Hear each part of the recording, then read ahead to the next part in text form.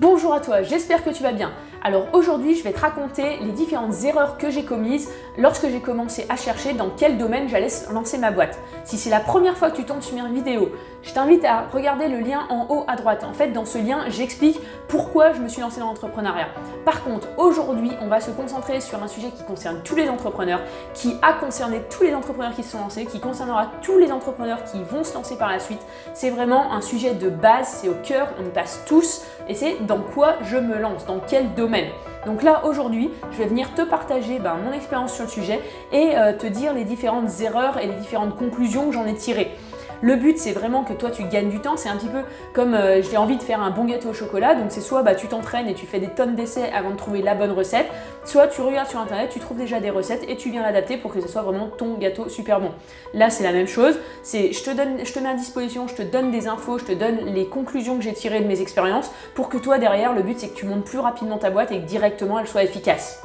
Alors, pour remettre dans le contexte, quand j'ai démissionné, j'avais qu'une vague idée de ce que je voulais faire. Je savais que je voulais agir dans le développement durable, mais par contre, je ne savais pas exactement dans quoi.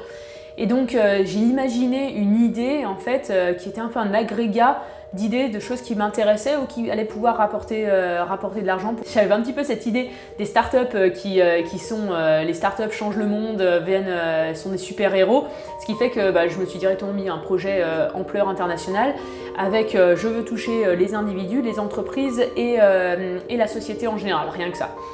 Donc c'était vraiment projet d'envergure. Je vais t'expliquer un petit peu le concept, comme ça tu pourras aussi l'appréhender et puis derrière je viendrai analyser les leçons que j'en ai tirées. Donc je te dis, ma startup voulait avoir trois départements, on va dire, dedans. Le premier, ça va être au niveau de l'individu. En fait, à l'heure actuelle, je suis dans un certain changement de mes habitudes à la maison d'un point de vue écolo. Et donc je me suis dit, je vais prendre un petit peu, je vais poster régulièrement ce que je fais au quotidien et venir alimenter un blog pour que les gens puissent s'inspirer et également changer leurs habitudes. Par contre, là où j'étais complètement à côté de la plaque, c'est en général, tu construis un blog et si tu as de la chance, il rapporte de l'argent par la suite. Par contre, c'est pas je construis une entreprise qui va être un blog dans le but de rapporter de l'argent. C'est quelque chose qui fonctionnait pas forcément. Ensuite, la deuxième chose, c'est que je suis dans un environnement qui est super concurrentiel. Tous les jours, il y a des livres, des vidéos, des blogs, etc. qui viennent traiter du changement de nos habitudes au quotidien. Et donc là, je me retrouve sur un marché super concurrentiel où il faut un angle d'attaque spécifique. Et l'angle d'attaque spécifique que je m'étais donné, je m'étais dit j'ai un côté plutôt scientifique, donc je vais venir analyser l'impact environnemental tout au long du cycle de vie des produits pour venir donner des analyses un petit peu plus qualitatives aux gens et non pas simplement du blabla sur le sujet. Par contre, ça, c'est une politique que de plus en plus d'entreprises utilisent dans leur politique de communication, puisqu'ils mettent de plus en plus en avant ce côté développement durable et donc viennent faire les analyses déjà. Donc, j'avais pas vraiment une valeur ajoutée parce que les analyses, on les trouve déjà sur Internet. Donc, ça n'apportait pas forcément beaucoup. Sur le deuxième point, je voulais travailler au niveau des entreprises. Et là, je me suis dit, je vais venir faire de l'animation d'ateliers, d'éveil au développement durable ou d'ateliers pour venir créer des politiques de développement durable. Là, c'est sûr qu'il y a un besoin d'un point de vue marché, parce qu'il y a beaucoup d'entreprises qui voient l'intérêt de plus en plus de venir se pencher sur la question, alors que ce soit d'un point de vue financier et marketing, où les entreprises se rendent compte qu'il ne va pas être très longtemps possible de faire sans, ou alors que ce soit par pure conviction où ils veulent agir. Par contre, d'avoir des facilitateurs en interne, des ressources en interne, tout le monde ne les a pas, donc je me suis dit, je vais venir faire ces facilitations. Par contre, on est dans un environnement là aussi de plus en plus concurrentiel, ce qui fait que tous les jours, tu vois des nouveaux coachs, des nouveaux facilitateurs, des nouveaux consultants en développement durable.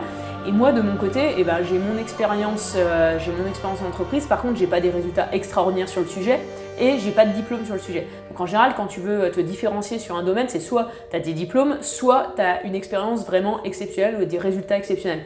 Là, j'étais dans aucun cas des deux, donc je n'avais pas forcément me différencier vraiment. Et la troisième partie de ma giga entreprise, ça allait être de venir créer une sorte de plateforme entre LinkedIn et Meetup pour venir mettre en relation en fait les premiers, les individus, avec les seconds, les entreprises ou les associations. Tout simplement, je me suis dit, ça serait vraiment intéressant de venir relier toutes ces personnes qui ont des envies mais qui passent pas à l'action avec toutes ces entreprises qui ont un impact mais par contre qui n'ont pas forcément assez de force vive pour s'impliquer sur le sujet. Donc je me suis dit, il y a moyen de venir faire un mix et de venir réunir tous ces acteurs ensemble pour venir faire des actions. Sauf que là, alors je pense vraiment honnêtement que c'est la partie où il y avait plus de potentiel.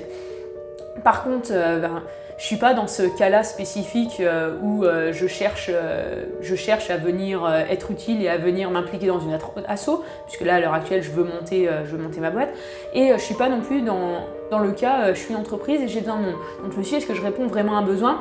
J'en sais rien. Et surtout avec ce point-là, il y a un autre truc, c'est est-ce que ça me passionne? Parce que est-ce que ça me passionne? Je me dis oui, ça m'intéresse. Par contre, est-ce que tous les matins je vais me lever avec la patate pour résoudre ce problème-là, pour venir bosser dessus? Je sais pas. Oui, ça m'intéresse. Est-ce que ça me passionne?